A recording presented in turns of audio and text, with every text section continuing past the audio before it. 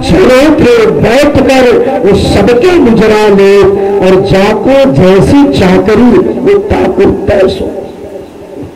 भले ही हम बगल वालों को नहीं देख रहे जान रहे, वो सबको देख रहे, उनसे उनकी दृष्टि से कोई बच नहीं सकता है किसके घट में मन में क्या चल रहा है। इसलिए यहां जितने गौशाला में बैठे थे हमारे उन प्रेरक रघुवंश विभूषण सबके घट में गए और सबके मन की स्थिति को देखा, किसका मन का धरातल कहां। तो उस समय श्री रानी प्रिया जी, श्री किशोरी जी अंतर्मुख होकर के अपने आराध्य से प्रार्थना कर रही थी। उसी समय राम जी ने देखी विपुल विकल बैठी, प्रिया जी को बड़ी विकल देखी, और प्रभु श्री राम कभी भी किशोरी जी की आंखों में आंसू और विकलता को सहन कर भी नहीं सकते। अब तक भगवान और के मन को टटोल रहे थे, उतना बेचैन व्याकुल नहीं हुए, लेकिन ज्यों ही श्री रघुनाथ जी ने किशोरी जी के घट में गए और ज्यों ही देखा देखी विकल विकल बैठे ही, तो निमित्त बिहात कलप सब राम जी विकल हो गए। अब विलंब करना उचित नहीं है। मैं वैदेही की विकलता को देख नहीं सकता हूं, मैं किशोरी वैदेही की आंखों के आंसू में देख नहीं सकता हूं। राम जी ने कहा अब इसको साकार करना ही उचित है। और उसी समय भगवान गुरु ही प्रणाम मन ही मन की, गुरुदेव इस साधन साध्य से नहीं कार्य होने जा रहा है। देखो हम थोड़े करते हैं और अपना अभिमान हो जाता है। भगवान गुरुदेव कोई कहे कि दशरथ का पुत्र श्री राम ने धनुष को तोड़ा, नहीं नहीं गुरुदेव, गुरु ही प्रणाम। ये साधन साध्य रही है, मेरे द्वारा जो कार्य संपादित होने जा रहा है ये आपकी कृपा साध्य की, ये आपके गुरु कृपा साध्य है। गुरु ही प्रणाम मन ही मन किंदा। दो तीन ऐसी अवस्था होती है हमारे जीवन में जिस समय किसी भी पूज्य परम महापुरुष को जीव मात्र को प्रणाम नहीं करना चाहिए। दो तीन ऐसी स्थितियां, और अगर ऐसी स्थिति में आप प्रणाम कर लेते हैं तो प्रणाम का जो फल मिलना चाहिए वो फल नहीं मिलेगा। और यही कार्य हमको इस क्रिया से भगवान दे रहे हैं, लीला से, यही हम सबको सूत्र दे रहे हैं। कोई महापुरुष या घर में ही माता पिता हो, कोई परम पूज्य हो, अगर यह भोजन कर रहे हैं, प्रसाद ग्रहण कर रहे हैं, आप कहीं से आए हो जा रहे हो, तो किसी भी ऐसे प्रणम्य महापुरुष को, वंदनीय जीव को भोजन करते हुए अवस्था में प्राणी मात्र को प्रणाम नहीं करना चाहिए। कोई भोजन कर रहे हो उस समय आप उनको प्रणाम नहीं करें। कोई शयन कर रहे हो, सो रहे हो, वैसी अवस्था में भी उनको प्रणाम नहीं करना चाहिए। कोई जप में बैठे हो, तप में बैठे हो, ऐसी अवस्था में भी प्रणाम नहीं करना चाहिए। और अगर प्रणाम करने की अति आवश्यकता हो तो फिर यह फल से वंचित हम ले रहे हैं, फिर ऐसी स्थिति में क्या करना चाहिए? सामने गुरुदेव बैठे हैं, प्रसाद पा रहे हो और हमको जाना अति आवश्यक है, हमारे पास मात्र समय की कमी है, और प्रणाम न करो तो फल न मिले तो क्या करो? वही करना चाहिए जो हमारे राम भक्त भी कर रहे हैं। गुरु ही प्रणाम, उस समय आप मानसिक प्रणाम कर ले और वही फल आपको मिल जाएगा जो प्रत्यक्ष प्रणाम करने का फल है। और प्रणाम करने के बाद वो गुरु कृपा राम जी के घट में आया और उस कृपा को प्राप्त करके सत्य राम जी ने गुरु ही प्रणाम मन ही मन कुंदा अति नाम उठाई धनुष। भगवान ने धनुष को उठाया, गुरु तत्व सामने बैठा है। महामुनि विश्वामित्र ने कहा कि महाराज जनक, आपका प्रथम प्रतिज्ञा पूर्ण हुआ। प्रथम प्रतिज्ञा आपका क्या था? जो धनुष को उठाए। हाँ महाराज, धनुष उठाया कि रखा हुआ है? बोले धनुष उठाया गया। किसके द्वारा? रामभद्र के द्वारा। प्रतिज्ञा पूरा हुआ? हाँ, एक प्रतिज्ञा पूरा हुआ। राम, हाँ गुरुदेव, दूसरी प्रतिज्ञा पूरा करो। बोले राज का अति लांघन उठाई भली निंदा और लत चढ़ावा। जो महाराज विश्वामित्र ने कहा रामभद्र अब महाराज जनक का दूसरा प्रतिज्ञा पूर्ण किया। उसी समय हमारे राम जी गुरु आज्ञा मानकर अत्यंत धनुष के प्रतिज्ञा को चढ़ाए और जो ही टंकार किया धनुष को, सारी पृथ्वी तड़पाने लगी, सब व्याकुल हो। धनुष ने जो ही टंकार किया चढ़ाया, लाख चढ़ावत खैचत गाढ़ो काहू लखा।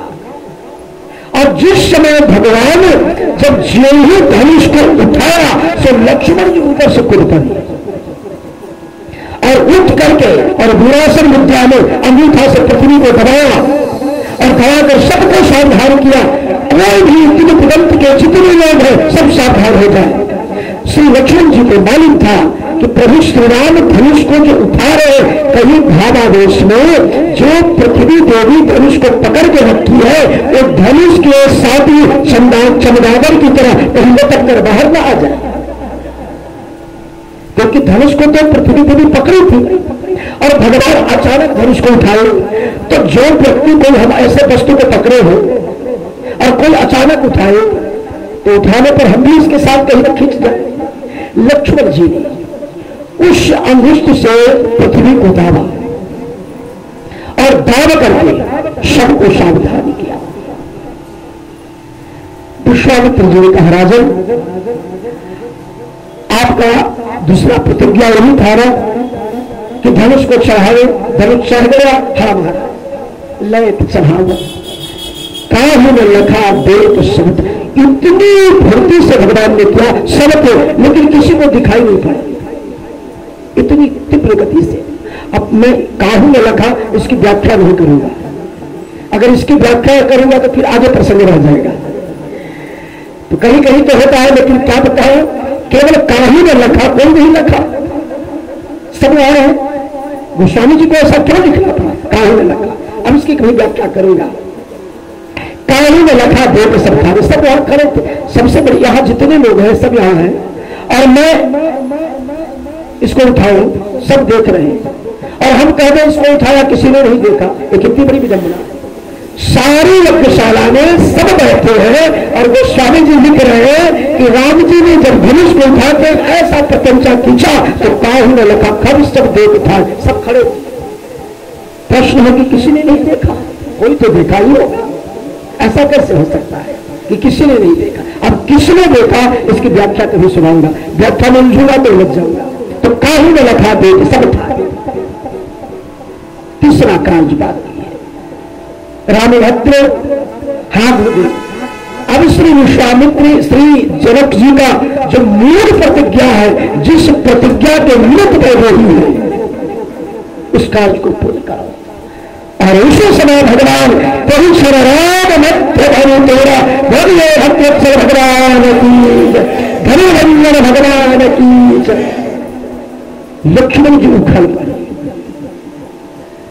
देख लो सारे दिग्विजंत के मिथिलावासी अभी रो रहे थे। कहिए विदेहरा, आपकी प्रतिज्ञा पूरी हुई, अधूरी रह जाती। मेरे भैया श्री राम ने धनुष को तोड़ दिया। तब तक मिथिला की हमारी पूर्ण नारी सुभग शुचि संता धर्मशील सब ज्ञानी गिरंता, सब वहां ज्ञानी बैठे। ज्ञानी ही मानो सब स्त्री का शरीर धारण करके रंगशाला में बैठा है और उस ज्ञान के सामने लक्ष्मण जी कह रहे हैं कि सुन लो, मेरे प्रभु श्री राम ने पेंशन राम मध्य धनु तोड़ा। तो एक ज्ञानी मिथिलानी निकल के आई, मिथिला की बधूटी। लक्ष्मण जी आप उठिए। जो कह रहे हैं कि मेरे बड़े भैया ने धनुष को तोड़ दिया, आपके बड़े भैया ने धनुष तोड़ा है? हाँ, सब तो देखा है। कहां देखा है? यहां तो लिखा है काहे लड़का देख सकता है, किसी ने नहीं देखा है। अरे बात मत बनाओ, मेरे प्रभु श्री राम ने धनुष को तोड़ा है। नहीं नहीं साहब, आपके भैया ने नहीं धनुष को तोड़ा है।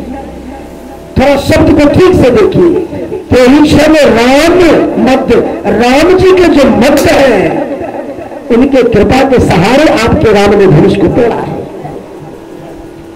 राम जी ने नहीं। अगर उनकी कृपा नहीं होती, क्योंकि उनका कृपा की दृष्टि, उनका कृपा का सूत्र संचार बहुत दूर से हो रहा है, और अगर नहीं तो देखी विपुल। वहां देखा क्या?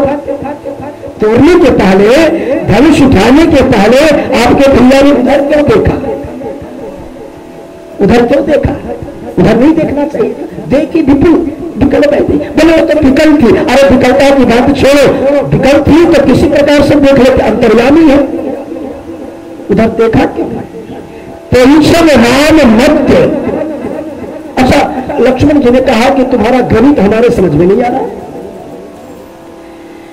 ये मध्य कौन है राम जी के? तभी कलानिया बोली कि आपको गणित भी नहीं आता है, आप अयोध्यावासी हो।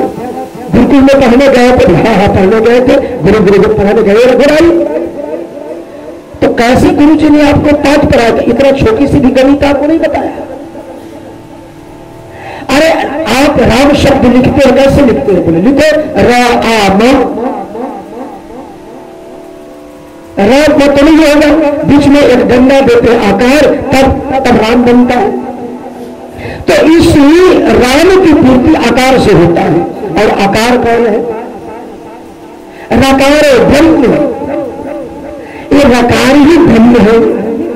और इस मकार, ये मकार जो अंत में ये जीव है, तो रकार ब्रह्म और मकार जीव के जो मध्य में आकार है, यही तो हमारी आचार्य श्री प्रिया जी है। तो तेईसम राम मध्य, राम जी के और जीव आपके दोनों यहां है। आपके और राम जी के मध्य में हमारी जो प्रिया जी बैठी है, उनकी कृपा के सहारे राम जी ने धनुष को तोड़ा। तेईसम राम मध्य धनुष। राम जी ने कहा कि लक्ष्मण मौन हो जा। अब धनुष टूट गया तो टूटत ही धनु भय विदाओ। अब यहां ससुराल बनने वाला है, और बड़े बड़े लोगन के छूटे ससुराली में छक्का। यहां गाल मत बजाओ, शांत बैठ जाओ। जितना बोलोगे इससे जीत नहीं पाओगे। लक्ष्मण जी ने कहा कि आप जाने, हमें क्या लगा है? हम तो आपकी रक्षा के लिए ये सब कह रहे थे। कहीं शराब धनुष टूटा। शतानंद जी, शतानंद तब आयुष। अब दृश्य देखो, क्या मिथिला में विरोध है सरकार के साथ। ऐसे पूरे अवतार में, 24 अवतार में भगवान को इतना आनंद कहीं नहीं आया, कहीं नहीं आया सरकार। हमारे राम जी को जितना जनकपुर में आनंद मिला,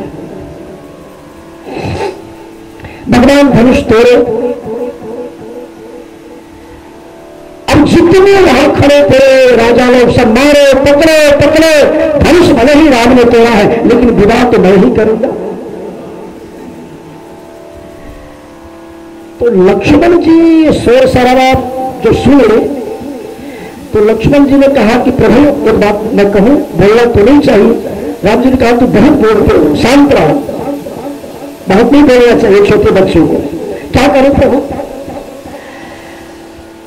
ये जितने लोग राजा बोल रहे हैं, इनकी भाषा को आप नहीं समझेंगे।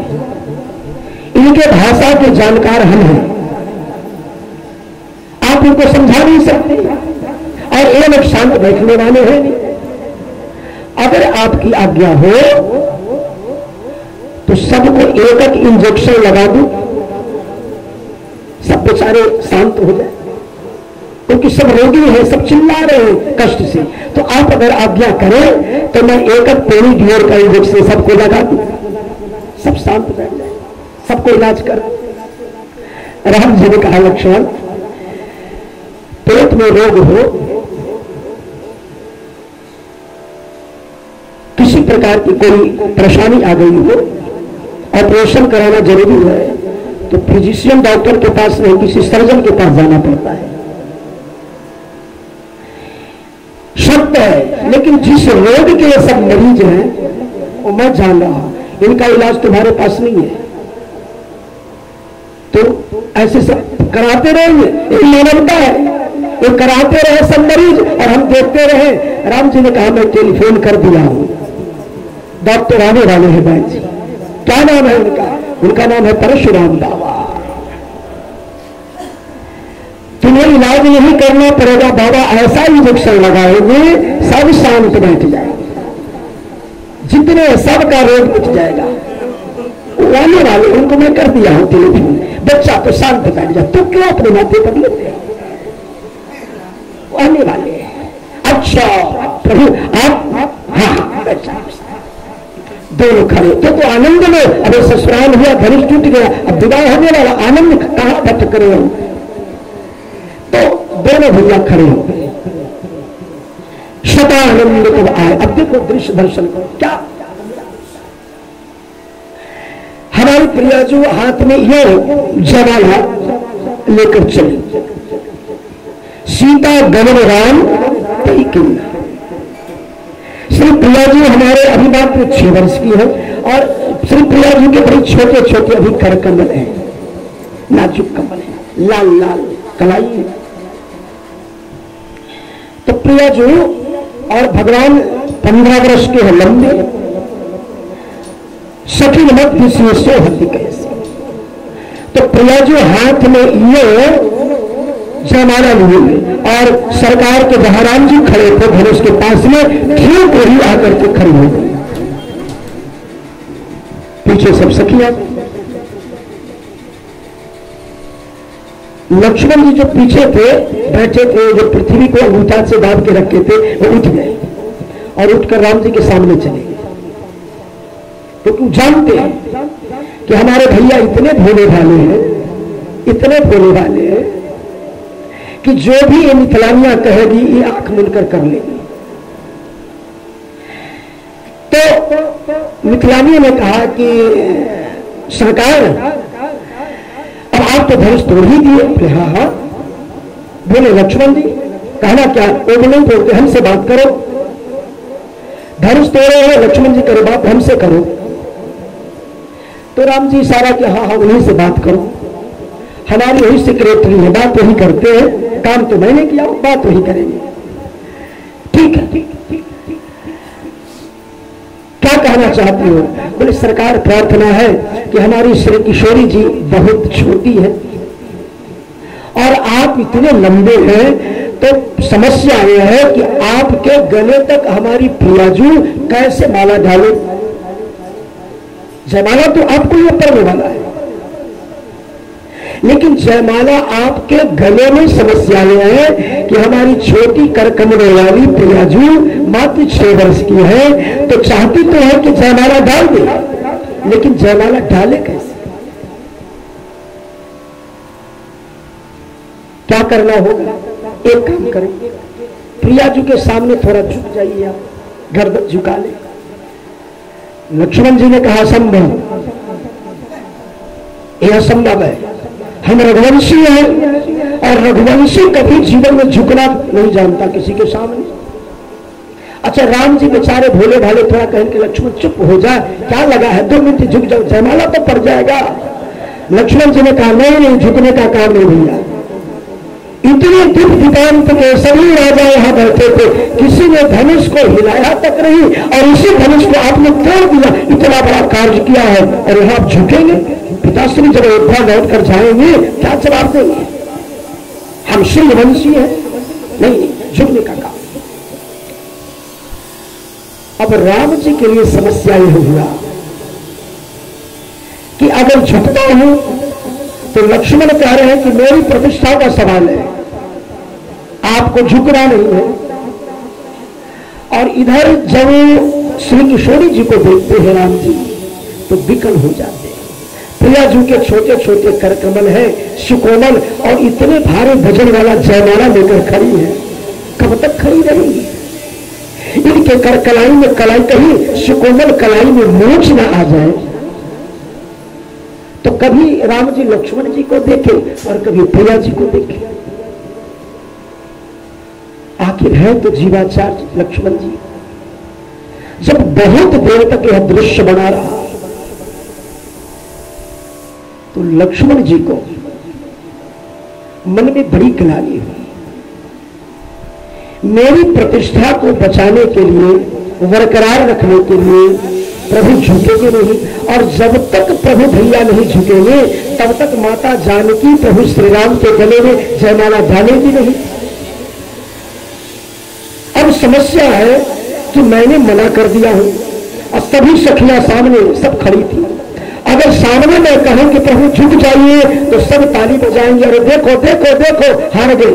इतनी सी बात में देखो, अभी तो मुझ पर ताव दे रहे थे, नहीं झुकने का काम नहीं, हम रघुवंशी है, और देखो झुक गए, सब व्यंग करेंगे। अब बड़ी समस्या लक्ष्मण जी। अब बेचारे सोचे कि मैं कहूं कैसे कि प्रभु झुक जाए, झुके तो फिर। तब तक लक्ष्मण जी ने सोचा कि एक उपाय है।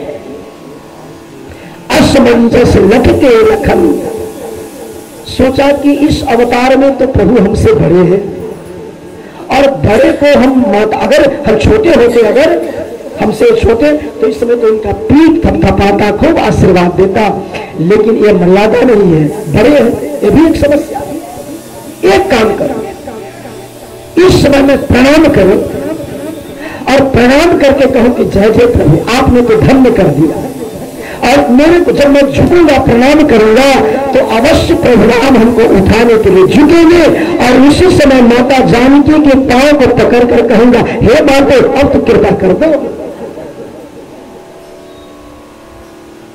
पुरमर नारी सुभग सुखी समता, धर्मशील ज्ञानी जीवंता। मिथिला में जो यहां सब है, बड़े बड़े ब्रह्म की भी बुद्धि ठिकाने लग गई है, साधारण नहीं है सब ये पुरनारियां।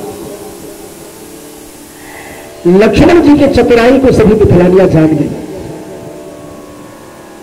सो इतना कहकर प्रणत लखन भूमि पड़े, लक्ष्मण जी दंड की तरह गिर गए। अब दृश्य देखो कितना सुंदर दृश्य, गोस्वामी जी ने क्या सुंदर चित्र खींचा है। भगवान ऐसे खड़े हैं और ठीक है सामने यह लक्ष्मण जी है, और लक्ष्मण जी भगवान के चरण में गिरे हैं, और ठीक वहीं पर माता जानकी ने जयमाला लेकर खड़ी है। लक्ष्मण जी का मस्तक कहां है? सीता जी और राम जी के दोनों चरणों के बीच में लक्ष्मण जी का मस्तक गिरा है। प्रणत लखन भूमि पड़े, एक तरफ माता जानकी हाथ में कर कमल लेकर खड़ी है, प्रभु श्री राम ये खड़े हैं, और बीच में हमारे जीवाचार्य लक्ष्मण जी लेके हैं, और लेटने के बाद एक कर कमलों से भगवान के चरण को स्पर्श किया, और दूसरे कर कमल से माता जानकी के चरणों को कहा, मां इस दिखाई क्षमा हो, इस कठोर निर्दयी लक्ष्मण के कारण घंटों आपके हाथों में पीड़ा हो रही होगी, इस सब का कारण मैं हूं मां, इसलिए मुझे क्षमा करते हुए तो बालक हूं, आपका पुत्र हो, दास हूं चरणों का, अब विलंब न करते हुए देखिए मैंने ऐसी योजना बना दी, अब प्रभु झुके हैं, जयमाला डालते। लक्ष्मण जी ने सोचा अभी प्यारे बहे होते हैं, बहुत यहाँ रस की बात है, गोस्वामी जी ने ऐसे नहीं छोड़ा, साथ मिथिला का एक प्रसंग बहुत रस। लक्ष्मण जी ने सोचा कि अगर कहीं सीता जी प्रभु श्री राम को जयमाला डाल दे तो सखिया ताली बजाएंगे, यही न करेंगी, देखो देखो अभी तो झुकते नहीं थे, झुक गए। तब उस समय मैं खड़े होकर कहूंगा, सावधान, तुम्हारे कारण नहीं झुके थे, वो तो मैं जब प्रणाम किया तो मुझे उठाने के लिए प्रभु झुके थे। अरे मिथिलानियों, मुझे उठाने के लिए झुके थे, तुम्हारे के लिए थोड़े झुके थे। मिथिलानिया प्रिया जी हमारी, जो ही लक्ष्मण जी ने इशारा किए जानकी माता को, तो जानकी माता भी हमारी बड़ी भोली है। तो जानकी माता सोची कि लक्ष्मण पड़े हैं बेचारे धूल में, अब विलंब न कर, इशारा कर रहे माते। अब प्रभु के गले में जयमाला डालते, तो जयमाला जो ही डालना चाहती थी तब तक सखियां सब प्रिया जी को कहा कि प्रिया जी अब मेरी प्रतिष्ठा का सवाल है। जैसे इनकी प्रतिष्ठा का सवाल था, देखिए बाबू साहब नीचे झुके हैं, इनके कारण ये झुक नहीं रहे थे, अब झुके। तो अब कैसे झुके हैं? तो सखियों ने कहा लक्ष्मण जी के कान में थोड़ा झुककर, कहिए कहिए लक्ष्मण सिंह जी, बोलो।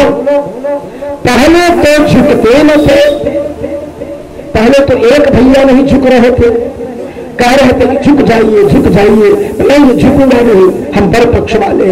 तो पहले तो झुकते न थे, सीओ सन्मुख रघुनाथ, और अब तो सीओ के चरण में झुके पड़े तो उठा, दोनों का मस्तक सिया जी के चरणों में।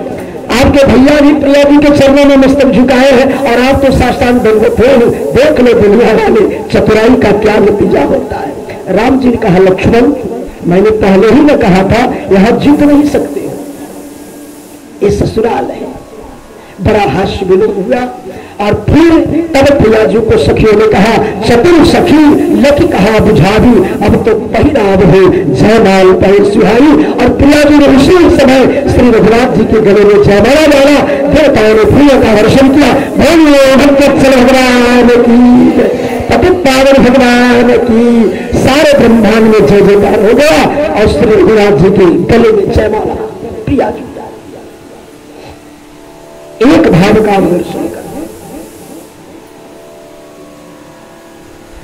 राम जी के गले में प्रिया जी ने जयमाला क्यों दी? इस सौभाग्य से जितने राजा बैठे थे ये सब वंचित क्यों रह गए? रावण दानों से सब वंचित क्यों है? हमारी प्रिया जी भक्ति स्वरूपा है सीता जी, और भक्ति उसी के गले में वरमाला डालती है, सबके गले नहीं। गले तो बहुत है संसार में, लेकिन सब गला, सब गर्दन, सब मस्तक श्री भक्ति महारानी के वरमाला की योग्य नहीं। श्री भक्ति महारानी उसी मस्तक को चुनाव करती है और उसी मस्तक में वरमाला डालती है। कौन सा मस्तक? जो अपनी जीवन यात्रा में अभिमान को उठाकर पैर फाड़ कर फेंक देता है। जिसमें यह समर्थ है कि अपनी जीवन यात्रा में कहीं किसी मोड़ पर अगर अभिमान टकराए तो इस अभिमान को उठा करके और उसको तोड़ फोड़ करके फेंक देता है, उस कंटक को दूर कर। भक्ति महारानी प्रसन्न होकर के ऐसे निराभिमानी साधक भक्तों के गले में मस्तक का, उसका पवित्र मस्तक को चुनाव करके और वरमाला डालते। धनुष अभिमान का प्रतीक है, और जितने राजा गए वो कोई भी धनुष रूपी अभिमान को उठाने में असमर्थ है, और जो अभिमान को उठाकर तोड़ नहीं सकता है उसके गले में भक्ति महारानी वरमाला डाल करके और अंगीकार नहीं कर सकती है। श्री रघुनाथ जी के गले में वरमाला डाल करके और संपूर्ण ब्रह्मांड का हर मतलब श्रेष्ठ बना दिया हमारी भक्ति महारानी प्रिया जी। वरमाला पड़ा, उसी समय जितने राजा सब कोलाहल कर रहे थे। अच्छा, समस्या यह थी